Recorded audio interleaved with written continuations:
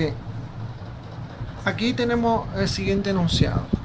Dice así: si la geometría formada con los vectores no es de triángulo rectángulo, como se vio en la figura anterior, sino que se forma otro tipo de triángulo no rectángulo, se puede aplicar la ley del coseno para hallar la magnitud del vector y la ley del seno u otras relaciones angulares para hallar el ángulo que nos dé la dirección del vector. Es decir, hay momentos como este en el cual nosotros no tendremos nuestros vectores ubicados de tal manera que la geometría que se forme sea de triángulo rectángulo. No, no lo tendremos. Tendremos otra geometría. ¿Qué podemos hacer en ese caso? Porque si nuestro triángulo no es rectángulo, lo que es trigonometría y lo que es Pitágoras ya no se puede utilizar. Entonces, ¿qué podemos hacer? Bueno, aquí nos dice que podemos aplicar la ley del coseno para hallar magnitudes y la ley del seno, para hallar la dirección. También hablan de otras relaciones angulares provistas por la geometría. ¿Cómo es eso? Bueno, fíjense acá. Aquí tenemos este ejemplo. Aquí tenemos el vector R, cuya magnitud es R sin flecha, ¿no? Como lo vemos acá. Y tenemos el vector T, cuya magnitud es T sin la flecha del vector.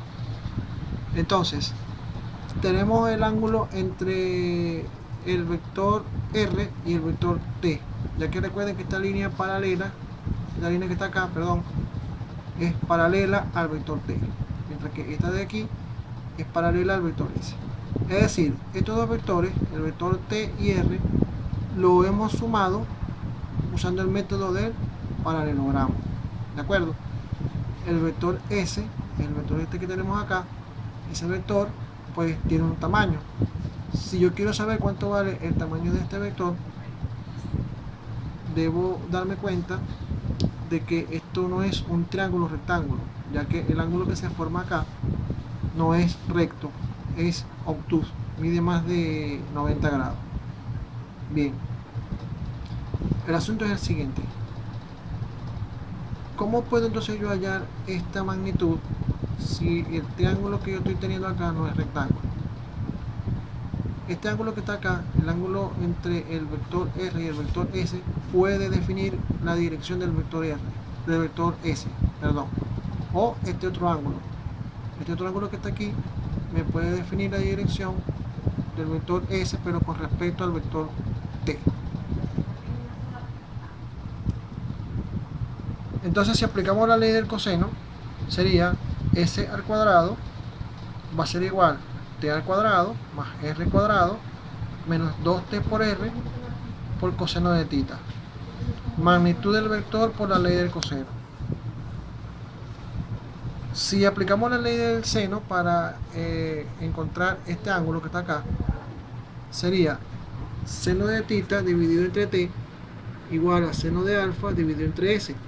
Si ya hemos calculado S aplicando la ley del coseno, y si este ángulo lo conocemos o podemos hallarlo a través de otras relaciones angulares, entonces podemos aplicar la ley de seno de esta manera: seno de tita dividido entre la magnitud de T igual a seno de alfa dividido entre la magnitud de S. Despejamos tita y nos queda que tita será igual al arcoseno de T por el seno de alfa dividido entre S. Dirección del vector S con respecto al vector R.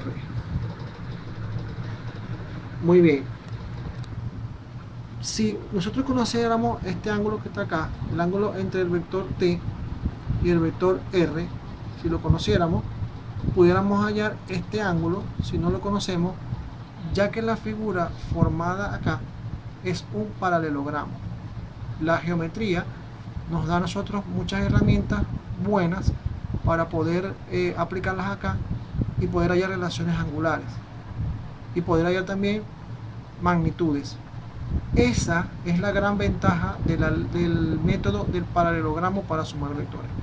Recuerdan que hablamos de que la suma de vectores por el método del polígono es muy útil para sumar muchos vectores, pero se cae a la hora de calcular ángulos o magnitudes porque las figuras son muy engorrosas para trabajar. Mientras que aquí, como la figura es conocida porque es un paralelogramo, tenemos muchas herramientas geométricas para poder hallar relaciones angulares. Por ejemplo, la suma de los cuatro ángulos internos de un paralelogramo, la suma de esos cuatro ángulos da como resultado 360 grados. La suma de este ángulo, que está aquí, si yo conociera el ángulo entre el vector T y el vector R, la suma de este ángulo más este ángulo que es adyacente, está al lado del ángulo conocido, es igual a 180. Y a partir de allí puedo hallar alfa. Entonces, si conozco un ángulo de los internos de este paralelogramo, puedo hallar fácilmente el que me falta para poder trabajar. Entonces, ahí es donde vemos la importancia o la ventaja grande que tiene el método de paralelogramo para sumar vectores. Bien, ahora que ya hemos clarificado esta parte, pues ya pronto, en el caso de física 1, ya podremos trabajar algunos ejemplos.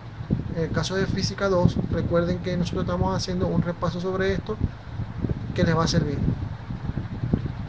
Los ejemplos, en el caso de física 2, los veremos más que todo cuando lo apliquemos en el tema que vamos a utilizar, donde vamos a utilizar todas estas ideas sobre vectores. Bien, continuaremos entonces en la próxima lámina.